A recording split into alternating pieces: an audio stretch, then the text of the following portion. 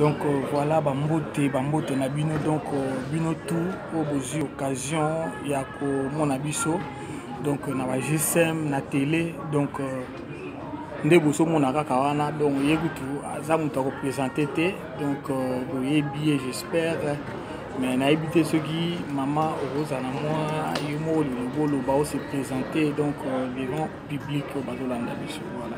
Oui, bonsoir déjà, Père Bible, merci à eux.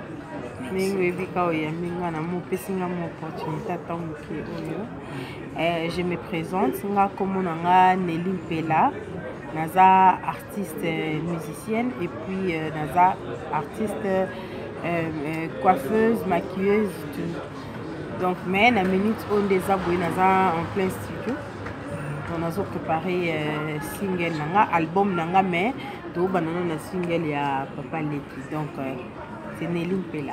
Voilà, bon, on a commencé, donc bien que nous déjà anticipé, mais loko na tuna donc na yoka ki yoza mutu na donc on ça peut battre les spectateurs na biso bo occasion ya landa biso donc star na biso Nelly Pella donc calamité beaucoup mais ça nanaye donc star na biso ya diaspora avant na Belgique avant ba UK avant na Parigo donc mais siège na fief na ezali awa na Belgique donc na ebike aux en studio donc on va préparer déjà le lobby Papa Leki.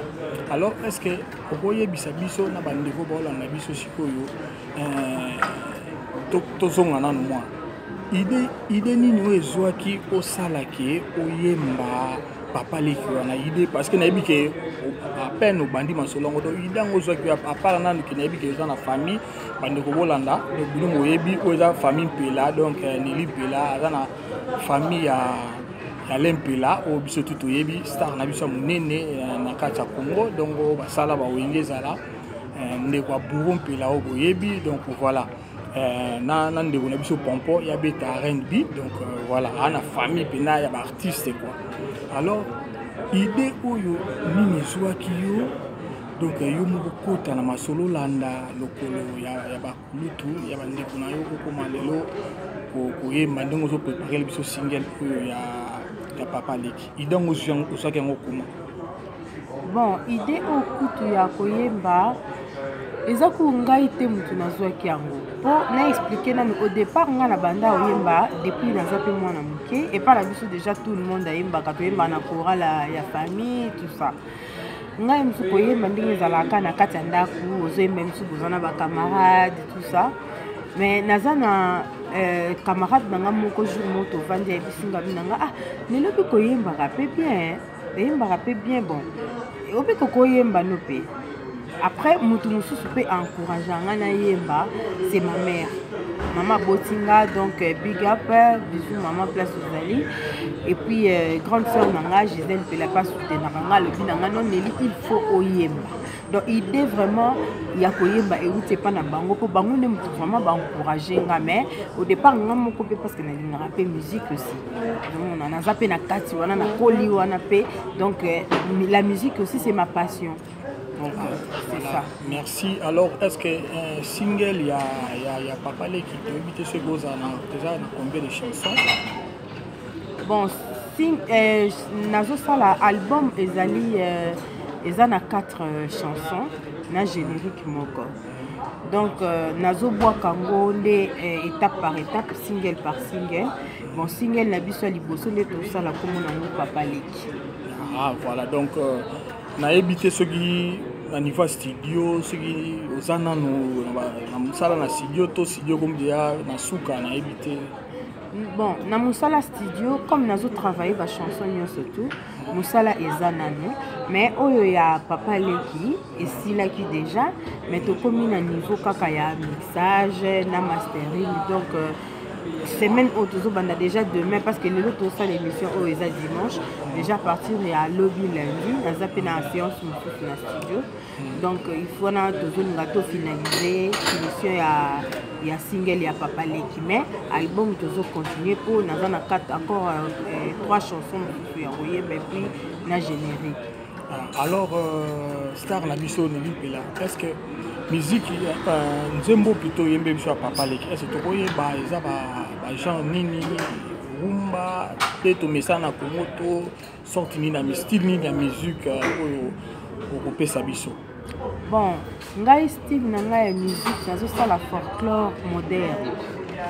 Omoni nazosala folklore moderne parce que déjà des aboyés, moi nalingaka tout ce qui est authenticité, nalingaka l'originalité. Nalingaka l'originalité, yango na préféraka na sala na nga musique folklorique. Donc na minute onde tozoba nazosala musique na nga nazosala eza folklore moderne. Yango wana nde nazosala parce que j'aime l'authenticité et l'originalité. Donc yango wana. Alors est-ce que na habité donc ce qui peut tokoyoka ma morceau bandeko yo bazotala bazwa mwa idée ma morceau mwa muke enfin to continuer na biso. Papa leki o nasangwe nzoto na mboka mopaya kolukaki sima libala mbongo aye papa okenda na ikiki nene na loboko ndenge nini tokovanda ngo ye ndenge nini tokobala na ngai na yo. Ah, bravo. Merci. Donc nayebi ke epesi plaisir na public oyo bazolanda biso. Donc nanga mpe natuna eloko moko bon nayebi te parce que biso na Congo vraiment basi vraiment on dirait na n'époque tonomona bamama Mbilabel bazoréunier bamama Tchalamona bien ke baza na bango mais biso toyebi ke mwa gaz ekita mwa moke quoi. Bon nayebi te na baartiste na biso nyonso mpona basi ndenge yo kozali mama lokolo nini oyo olandaka na baartiste na biso balisi elenga bamama Mbilabele bachala mwana soto ti babeti masikini yo moto inspiraka yo vraiment inspiraka yo kozala na bon wana vraiment ifuna loba parce que biso tout moto azala toujours na préférence na ye ngai ya liboso c'est mama Mbilabele nga vraiment nazali mama Mbilabele aza idole donc sa façon ya kobina façon na ye ya kolata façon na ye ya koyemba donc mpo na nga namonaka epa mama Mbilabele tout eza bien en tout cas nalingaka mama Mbilabele mingi mais comme malgré aza idole na nga elobi te ke bamisusu mpe baza bien te wana ezali parce que aza idole na ngai naza fani na ye numéro 0 nalingaka ye mais mama Betty Masikini c'est comme mama Betty Masikini aussi nalingaka ye mingi mama Pongolove mama Tchalamwana bango batombola honneur à Congo basala pe musique ya bien mais idole na ngai nalingaka mama Mbilabele. Ah voilà idole na mama Mbilabele. Alors est-ce que le roi idole na mama Mbilabele ko prouver biso moi eloko mo ya vite fait ya mama Mbilabele toyoka nayoki nzambe motindo ya pasi banyokoli yo yaka pembeni nazali sewa yo ya motema tovandi bomwana tomeseninga na yo dunia tobandi bomwana kimoninga na miso ya mama ezali mabe nayoka okomi na pasi naza te nakoya na Kenya naya kozwa yo tozonga na Kinshasa ya Elodi mapasa lokono ya famille oche wapie. Ah voilà, bravo. Donc on a vu que petit plaisir. Chalama Mabitini, donc en direct de Paris, donc et puis c'est plaisir, il y a trop. Alors on a habité maman la biso Nelly Mpela. Alors le là, on a déjà un studio, on a été sur déjà une date pour l'album, un single la biso Papa Leki de Robin. On a habité sur une date ça déjà. Si date nanga il y a sorti un single il y a Papa Leki c'est le 20 septembre. En tout cas c'est le 20 septembre sauf un peu. Donc le 20 septembre 2018, single ya Papa Leki Zobima, mbala moko na ba clip. Alors ce qui single il y a papa les qui bimi to éviter ce to go zango ba vente et aux alaka na ba plateforme ni surtout yo ba teka ba vente oui et ça na ba plateforme ni surtout et puis na ba édition aussi ezali bon liboso les 20 d'abord to bisango non liboso na YouTube comme musique ni surtout ndenge bandaka après na ba iTunes partout donc écoutez vraiment na ba plateforme ni surtout partout muto linga luka papa leki to kopesa ba information ni surtout pour na vente ya single yo pe ozawana l'espère double donc l'information est surtout pour contacter en Batou, pour contacter en Batou. Mais le 20 septembre, et qu'on a déjà bobeti na ba YouTube, ba réseaux sociaux pour la plateforme, surtout déjà c'est bon papa les qui va aussi bien. Voilà donc Bino Bandego Bozolanda. J'espère que tout ça déjà fixé le 20 septembre Oyo. Donc moi autour banda Oyo parce que vous déjà sili papa leki ezobima. Donc tokosenga kaka na public nyonso tout ya ba congolais to ba kuyamba single kobima surtout bandeko basi botala kaka ke na mboka na biso Congo ba artiste na biso féminin baza on dirait na en voie de disparition bazo yoka na vraiment te toujours senti bango te parce que tozomona ba mingi bazali mais c'est comme si mibali bazo dominer nde kandi na lobaki wana ba star oyo kaka oyo babimaka na ba beti ba mbila belle mama chala mwana donc on dirait esukaka wana donc après bango tozomona vraiment star mosusu te ya mwasi apesa bima parce que toyebi na so moi ndambo bazaza na bango mais babima na niveau oyo tomona pas mi parce que so tobando tanga lelo mibali tomona yo Chibé, Wera, Fali, Ferré, Kofi, Fabricas, Héritier, Fande, Tutu Kalouji, Bouron Pela, donc Baza est belé, donc on a tout bandi le donc ti lobby aussi ça. Mais surtout que côté Bassi, tout le monde a bien trop kendera l'aime sous que moi sini mais to que moi mais j'ai misusu bolimbisa tokotanga po na kotanga te mais omona ke bazomeka mais neti te bon nayebi te sikoyo mama ndenge ezotala musique na biso côté basi sikoyo ezosenti évolution ndenge ni po na yo moko ndenge ozomona to nongomona bango wana banani ozomona benaki bazopercer bazobeta poko contredire no pe malobo na otoloba nayebi te sikoyo opinion ekozala nini. Bon,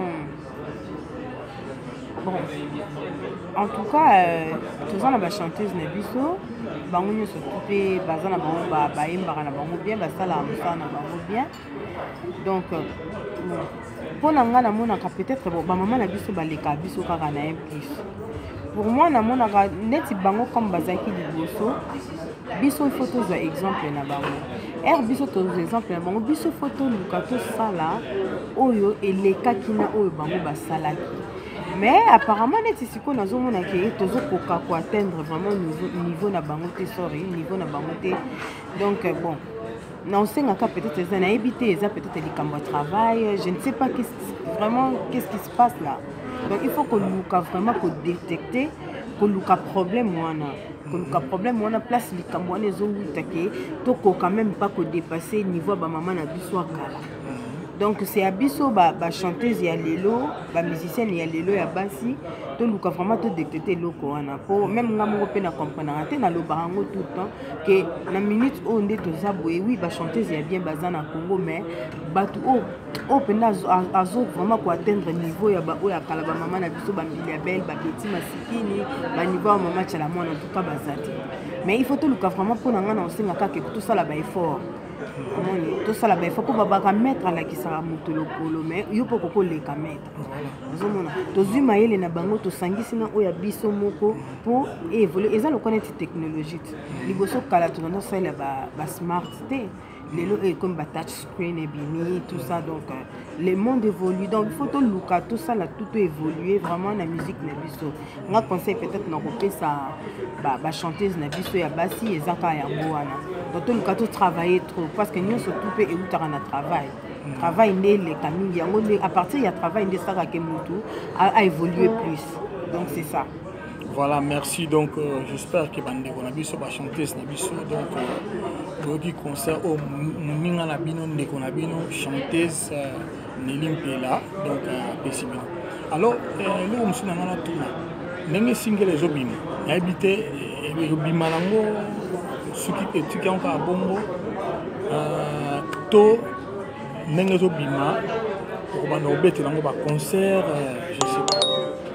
Ndenge vraiment single les obima pour oui ekoki kobima so vandika aboye bato pe baoyeba ndenge oui malgré mutu akoki kotala mais mutu il faut amona ke single yango babinela yango lokolo boye ata kosala clip mais il faut elengi nango lisusu ezali bato bamona yango alai lisusu ezaka lisusu mieux donc ndenge eza boye soki single ebimi album ebimi nyonso mpona single oyo mana ya papa leki oui bien sûr nakosala nakobetela yango quand même baconcert partout baplace oyo eza ke bakopropose ngai na ya kobeta nakobeta na ngai ya pas de problème.